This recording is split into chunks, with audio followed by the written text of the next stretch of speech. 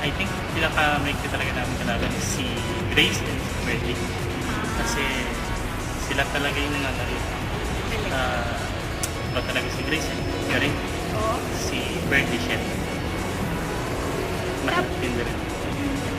Pero kahit na po, bakit po sa tingin ninyo dapat kayong manalo?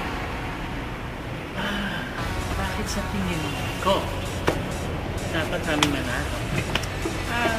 Siyempre, competition. Ang lahat ng nagko-compete or lahat gusto manalo. So, yung sa atin naman, hindi naman ganun seryoso, pero still, more fun. Yun. Anong strategy niyo para sa girls? Strategy namin sa finance, secret. Kung may chance kayo magpalit ng partner, sinong gusto niyo maging ka-partner? May chance ako magpalit ng partner. Siguro si Meg pa rin. Si Meg pa rin. So, hintay niyo ang age gap. May age gap ba? May age gap pa? Mukha bang meron? Wala naman ata, di ba? So, okay po yung relationship niyo sa partner? Okay na. Wala naman kayo pinag-aawayan? Wala pa. Okay. Ewan ko lang.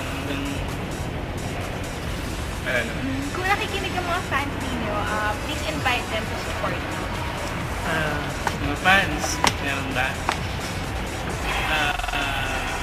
Ayun. I encourage you or naglulumuhod ako. Naiboto nyo kami.